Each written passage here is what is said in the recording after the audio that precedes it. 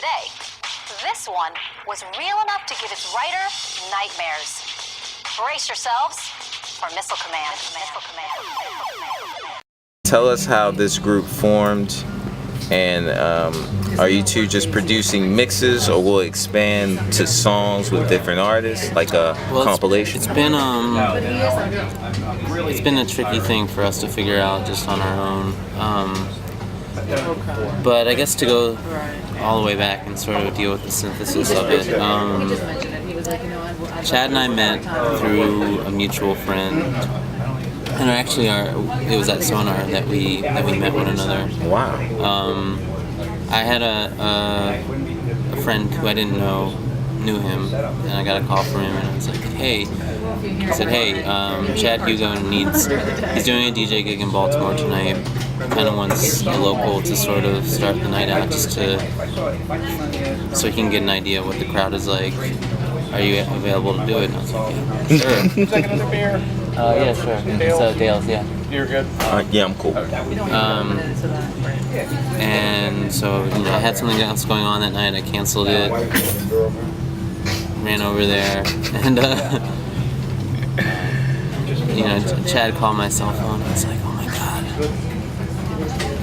Chad Hugo just called me. Like, this is crazy. And so we DJ'd. Thank you.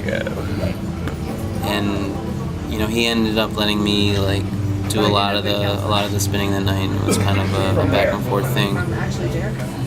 And so as I was leaving, I saw him outside. He was like, hey, we should keep in touch. And I was like, yeah, yeah, we should keep in touch. And so it probably wasn't, it was a few months of kind of going back and forth of just like, hey, what's up, kind of things like that. And I knew he was running around on the road. And then he was like, hey, I'm in Virginia. I should probably come up to Baltimore and hang out sometime. And that kept falling through, and I was like, all right, you're in Virginia? And he's in Virginia Beach, which is about 4.5 hours. It's like 250 miles from here. And I was like, just stay there. Give me your address, or give it to me while I'm on the road. I'll meet you wherever you are. And I went there, had to sit around in the parking lot, because he's never on time ever for anything. Oh, really? That's funny. I would have never guessed that one. And finally he showed up, and he said, hey, so I kind of want to have this DJ crew so I can figure out what's going on in music these days, and sort of bring myself back to ground zero, because I started out as a DJ, but I've done A, B, and C, and it's sort of taken me away from that ground level of it. So he said, if you're interested, right now this DJ crew is just you and me. Maybe we can recruit some other people as we go along. And if you're interested, cool. If you're not, then let's just hang out. It's up to you. And I was like, that was the night that my life changed. Honestly, it was. I just remember, like, I grabbed a hotel, went back, and was lying in my bed, like, this is crazy. Yeah. This is really crazy. If I had known what the next 2 years would be like, I probably wouldn't have been as excited, but it was definitely a huge turning point. So between that time and recently, there's a lot of trips to Virginia Beach, trips to California, just to go in the studio. Not really sure like why I was doing these things. It was just like I would go out there and be there, and I didn't really know why.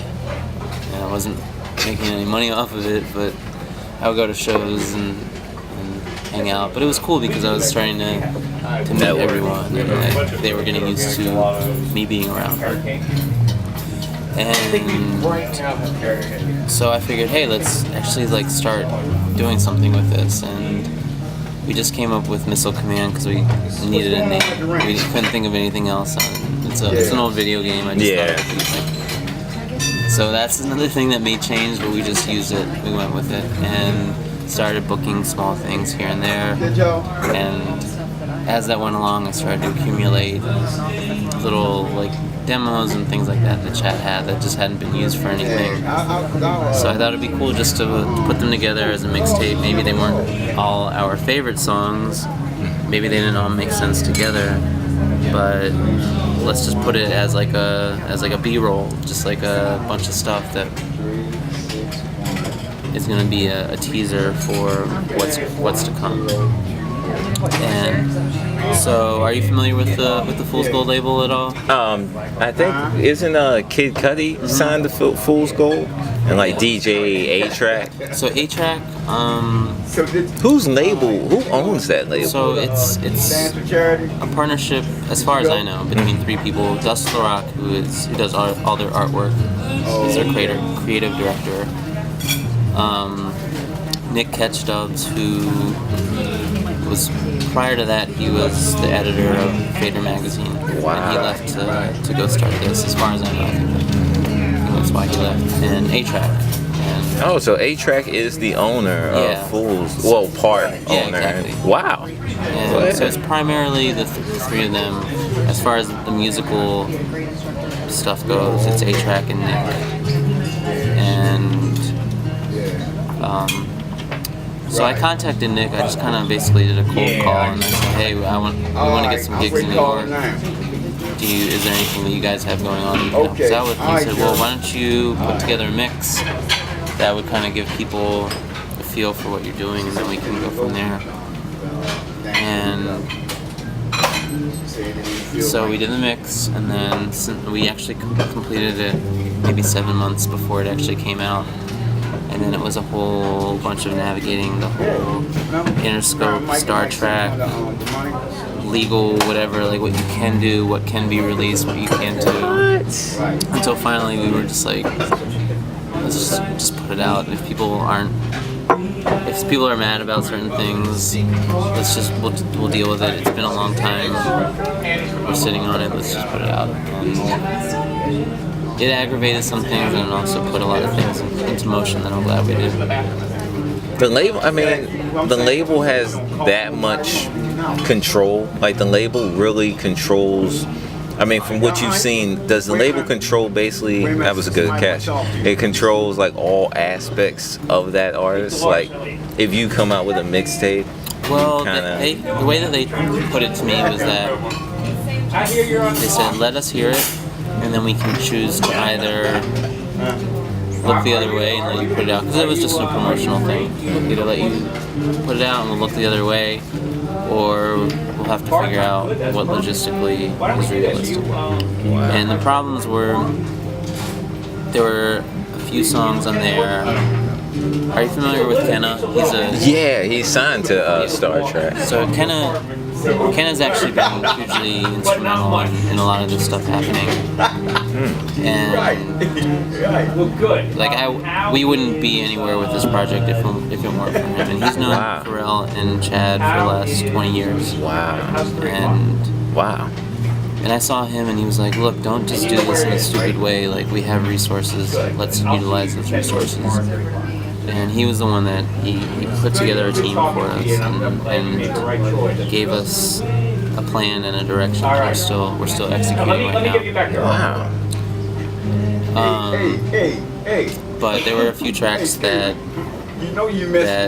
Kenna wanted to release that were on the mix, and he said, hey, I'm going to put them out at my own versions of them, and Chad and I are going to work together on those, so don't put those songs out. And then there was a track with Lupe Fiasco, or it was a Lupe Fiasco song that ended up not making Lasers, but Interscope said, like, don't touch it, don't do anything with it right now.